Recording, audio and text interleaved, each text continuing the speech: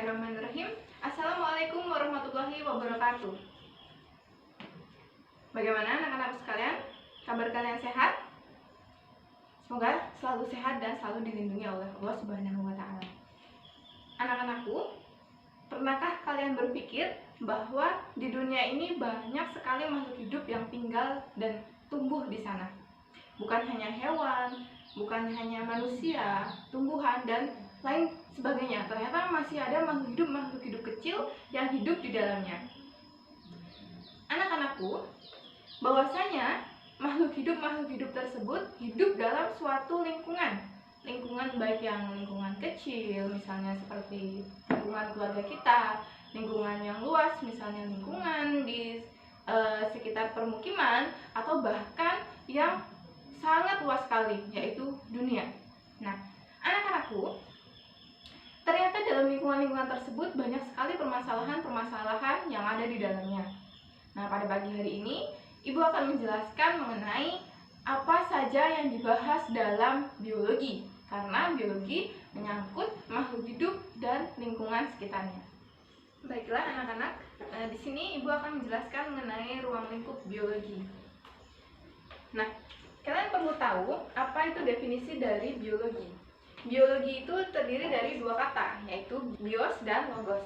Bios itu merupakan makhluk hidup, sedangkan logos adalah ilmu. Nah, artinya biologi adalah ilmu yang mempelajari tentang makhluk hidup. Ilmu biologi itu merupakan ilmu yang dinaungi atau merupakan ilmu sains, yaitu fakta-fakta sesuai dengan fakta dalam penelitiannya. Jadi, biologi termasuk ilmu sains. Pengetahuannya tentang fenomena alam yang mempelajari alam dan ciri-ciri yang ada di alam. Nah, sains itu memiliki ciri-ciri, di antaranya dia itu merupakan kajian konkret. Objek yang diamati itu tuh sesuai dengan yang ada di alam. Lalu ada pemikiran, atau dalam penggunaan pemikiran itu pemikiran logis, bukan opini, sesuai fakta. Dan langkah-langkah yang digunakan ketika menjadi seorang saintis itu adalah langkah-langkah yang sistematis atau terurut, memang ada sistemnya, tidak boleh diacak-acak gitu ya nak ya. Nah, biologi itu memiliki cabang-cabang ilmunya. Jadi setiap makhluk hidup itu dibahas di masing-masing aspeknya itu dimasukkan dalam suatu cabang-cabang ilmu biologi. Pertama, ada cabang ekologi. Cabang ekologi ini merupakan ilmu yang mempelajari tentang interaksi antara makhluk hidup pada lingkungannya. Lalu ada juga fisiologi, itu mengenai fungsi dari struktur makhluk hidup, baik fungsi di dalam tubuhnya maupun fungsi yang lainnya. Ada juga cabang ilmu biologi yang lainnya seperti anatomi, taksonomi, mikologi, ada bakteriologi, banyak sekali ilmu-ilmu yang dibahas di biologi, dan maka dari itu dibentuklah suatu cabang ilmu biologi. Objek kajian biologi itu meliputi hal yang kecil atau yang di sini disebut dengan molekul. Jadi, pada suatu makhluk hidup itu ternyata tersusun atas banyak sekali interaksi-interaksi di dalamnya atau hubungan-hubungan di dalamnya. Pada objek biologi yang pertama ada molekul. Molekul itu merupakan unsur-unsur yang membentuk suatu senyawa kimia. Jadi unsur-unsur seperti O2, seperti H atau hidrogen itu tuh saling berinteraksi membentuk suatu senyawa kimia. Dari senyawa kimia tersebut nanti akan membentuk suatu sel. Sel itu merupakan satuan unit terkecil pembentuk makhluk hidup. Pada diri kita ini banyak sekali jutaan sel yang menjadi struktur bagian utama makhluk hidup. Sel tersebut nantinya akan saling berinteraksi lagi. Nah, ketika sel tersebut berinteraksi akan membentuk suatu jaringan. Nah, pada tubuh kita ini banyak sekali jaringan-jaringan di dalamnya. Setelah jaringan tersebut ternyata masih lagi berinteraksi, artinya masih saling berkaitan kembali, dia akan membentuk suatu organ. Ibu contohkan seperti ini. Kita mempunyai organ jantung misalnya. Kita mempunyai jantung kan ya. Jantung ini fungsinya untuk memompa darah. Terus kita memiliki organ lain. Organ lainnya misalnya paru-paru. Nah, paru-paru di sini kita gunakan untuk bernafas, yaitu menghirup oksigen dan mengeluarkan karbon dioksida. Nah, dari dua organ yang Ibu contohkan tadi, ternyata dia itu memiliki fungsi tertentu, tetapi dia merupakan interaksi-interaksi dari molekul, sel, jaringan, tetapi dia memiliki fungsi yang berbeda. Itu merupakan definisi dari organ. Nah, yang selanjutnya ada sistem organ. Dari organ-organ tersebut, dia akan saling berinteraksi lagi. Tidak hanya sampai di situ ternyata. Berarti itu tubuh kita tuh kita harus mensyukuri bahwa di dalamnya tuh ada suatu fungsi rumit sekali yang manusia saja tidak bisa memahaminya. Hanya Allah saja yang tahu bagaimana cara penciptaan kita seperti ini ya. Nah, dari organ ini dia akan saling berinteraksi membentuk suatu sistem organ. Sistem organ ini misalnya contohnya adalah sistem pernafasan dengan organnya adalah paru-paru, sistem peredaran darah organnya jantung seperti yang Ibu jelaskan tadi. Yang selanjutnya ada interaksi antara sistem organ. Interaksi antara sistem organ itu contohnya setiap organ-organ, sistem organnya tadi itu kan berinteraksi menjadi suatu individu seperti kita ini. Kita ini tersusun atas banyak sekali sistem organ. Contoh saja sistem pencernaan, kita makan kan, terus sistem pernafasan, sistem peredaran darah, dan lain sebagainya. Objek kajian biologi tidak hanya berhenti pada suatu individu saja ternyata anak-anak. Ada populasi, merupakan interaksi antara individu-individu tadi yang sudah terbentuk dalam suatu lingkungan. Nah, populasi tersebut ketika dia berkumpul lagi antara populasi satu dengan populasi lain, misalnya populasi ayam berinteraksi dengan populasi manusia, itu disebut dengan komunitas. Jadi interaksi populasi dalam suatu lingkungan yang lingkupnya agak sedikit besar. Nah, selanjutnya ada populasi yang sudah berkumpul menjadi komunitas. Dari komunitas akan berinteraksi lagi antara komunitas satu dengan komunitas lain. Ketika dia berinteraksi akan membentuk suatu ekosistem. Nah, dari ekosistem akan berinteraksi lagi. Jadi itu banyak sekali interaksi dari makhluk hidup yang ada di dunia ini hingga akhirnya nanti ada biosfer. Biosfer merupakan suatu interaksi yang membentuk lapisan kehidupan di bumi. Jadi semua ekosistem nanti akan berkumpul dalam biosfer ini dan membentuk suatu lapisan yang ada di muka bumi ini.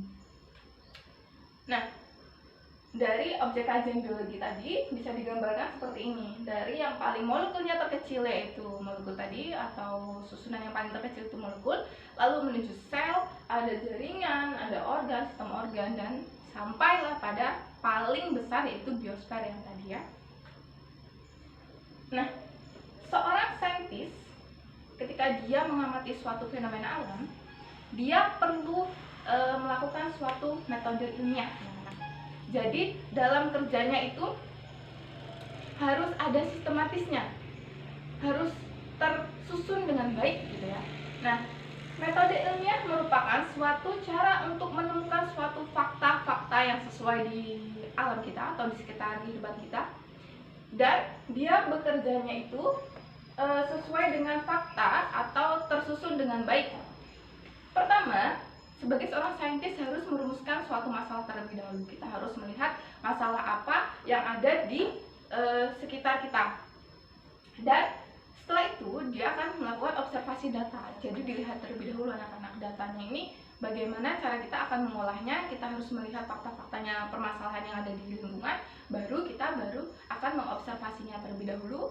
Dan setelah itu kita akan menerka-nerka jawaban sementara atau hipotesis, atau menjawab tetapi belum melakukan suatu percobaan.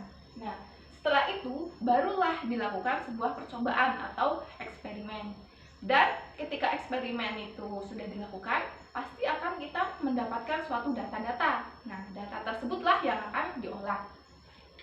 Setelah data tersebut diolah, baru kita dapat menyimpulkan fenomena alam ini, bagaimana cara mengatasinya, dan ini merupakan suatu fenomena alam yang baik atau yang tidak baik atau yang buruk bagi makhluk hidup sekitarnya.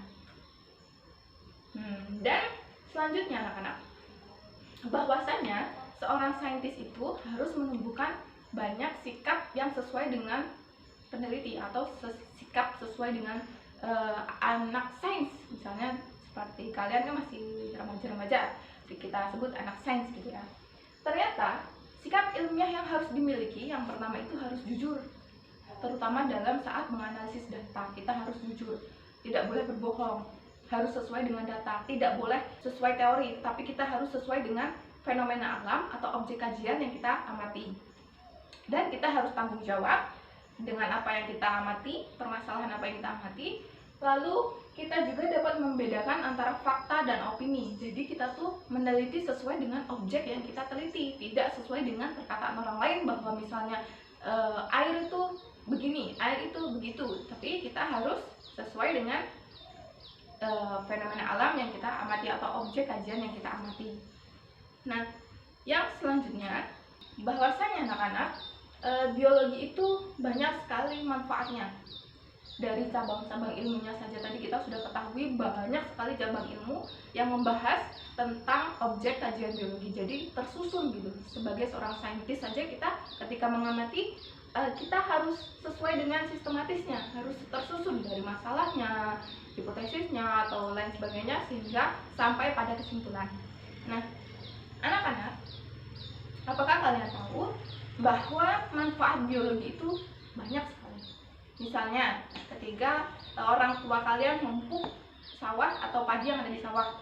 Nah, pupuk tersebut itu merupakan hasil olahan dari aktivitas biologi. Misalnya ketika kita menggunakan pupuk kompos tuh.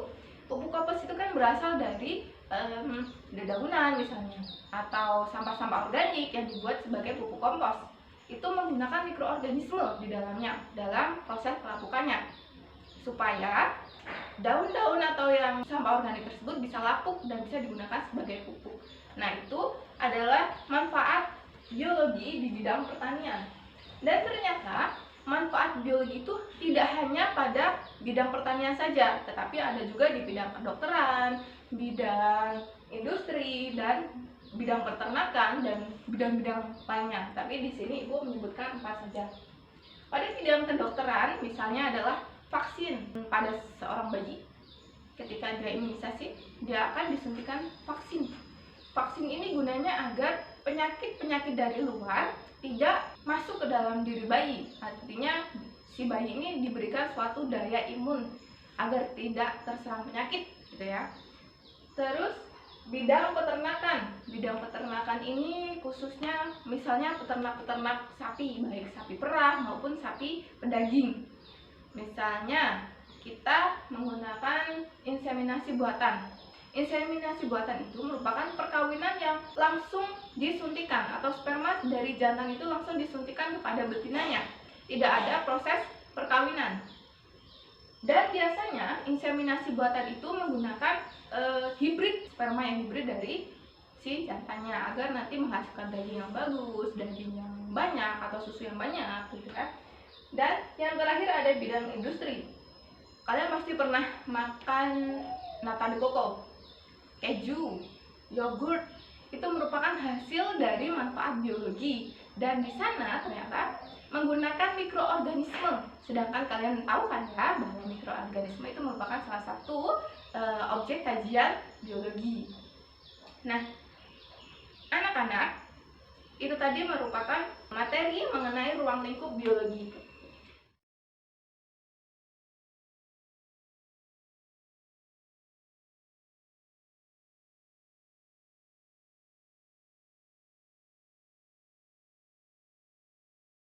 Nah, untuk selanjutnya, Ibu tugaskan buat kalian belajar di rumah mencari referensi-referensi lain.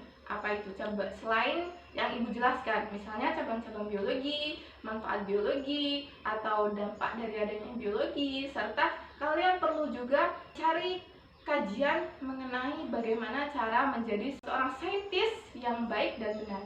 Nah, mungkin cukup sekian presentasi Ibu hari ini atau yang dapat Ibu jelaskan pada pagi hari ini. Semoga menjadi ilmu yang berkah buat kalian semua. Dan untuk selanjutnya, mohon belajar di rumah dengan baik, pahami lagi apa yang Ibu sampaikan, dan akhir kata, wassalamualaikum warahmatullahi wabarakatuh.